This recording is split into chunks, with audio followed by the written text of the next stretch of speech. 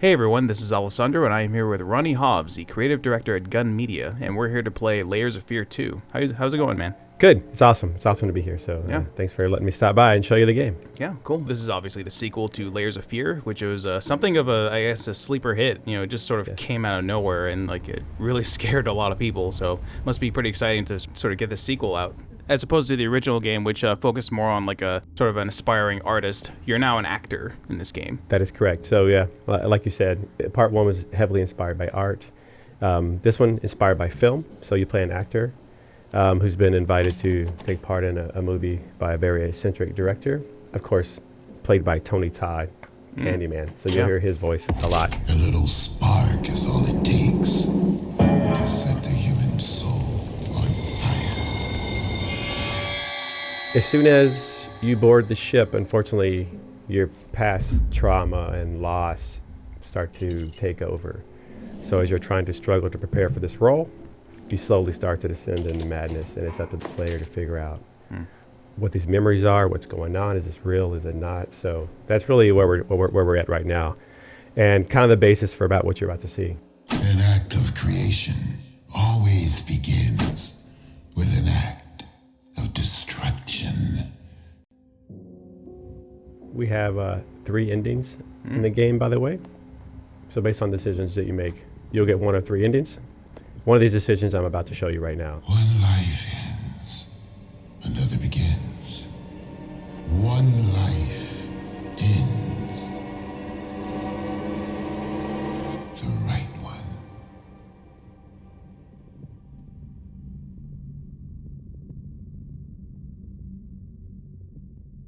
Action.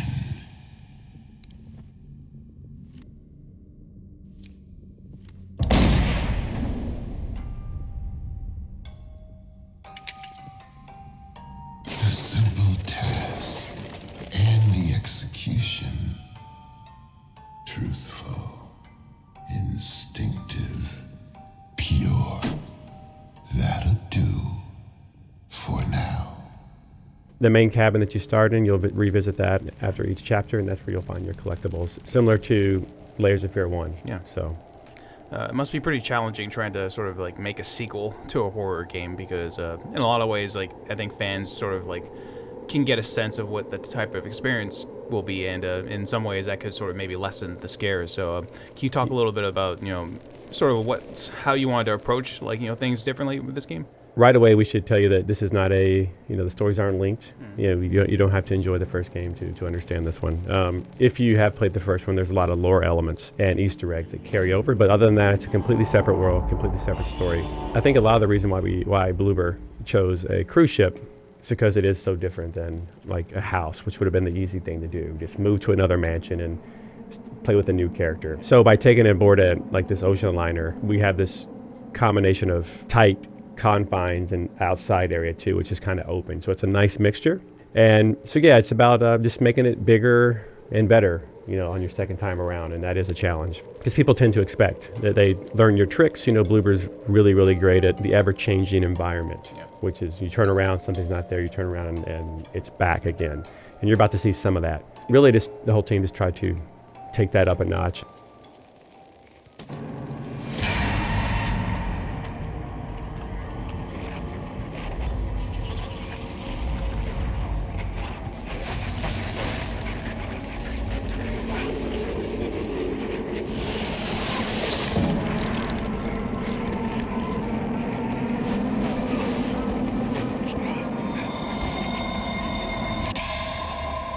There's a lot of nods to classic films in this game, whereas part one was art, this one's film. So everything from Wizard of Oz to Nosferatu to Suspiria to Dogville. Yeah, we featured some of the Suspiria nods in the PAX East.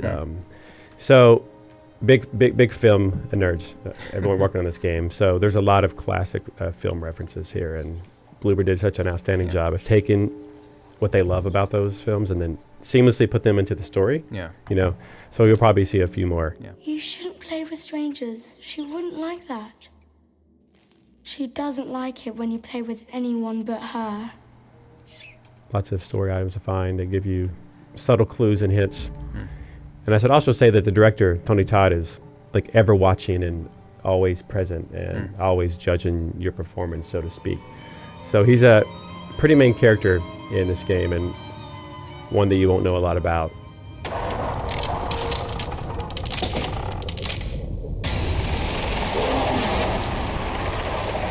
So that's our first thing we're going to look at today, and that was the Formless Man.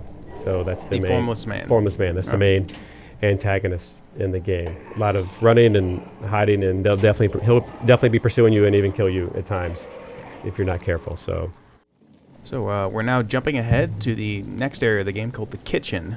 this is obviously vastly different than a cruise ship. Come, faithful servant, for tonight we brew a ghoulish concoction, the world's strangest stew. So like I said, this is just one of the different environments that people assume that Layers of Fear 2 is just Layers of Fear 1 on a cruise ship, and that is not the case at all. So it's up to you to, once again, figure out these memories and see if you can figure out this classic film nod that we're about to take part in.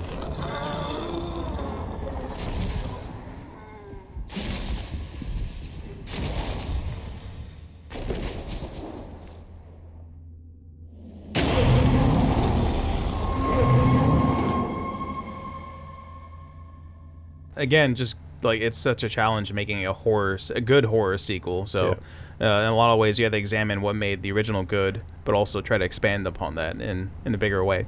Yeah, so there's always a fine line between too many jump scares or not enough jump scares, or maybe an antagonist that's too powerful or not as powerful as you expect.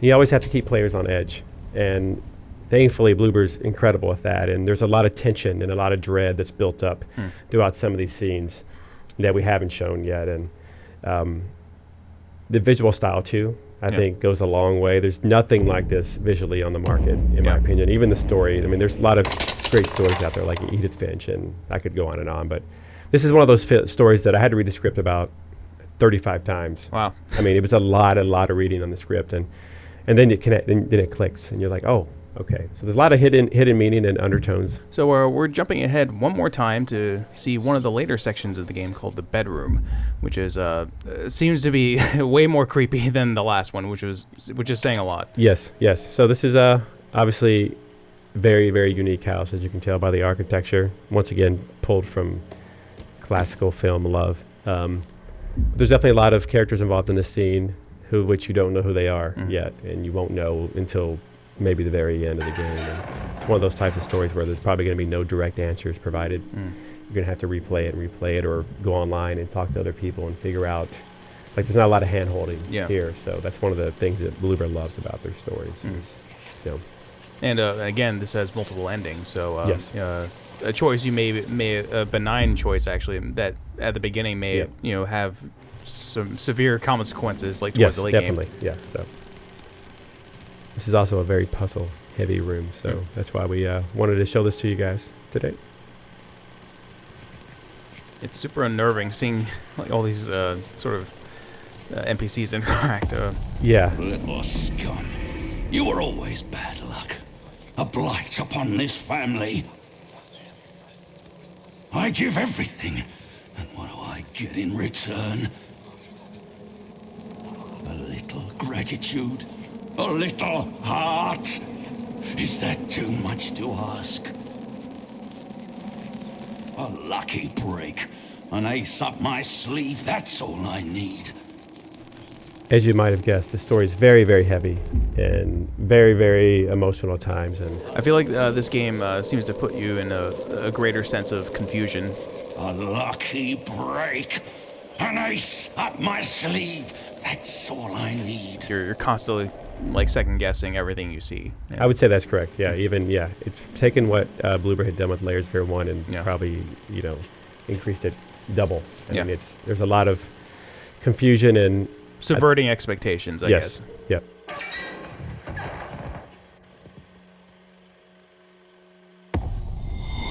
I told you to hide it. I told you to keep it safe. How could you let him take it? It's all we have left of her.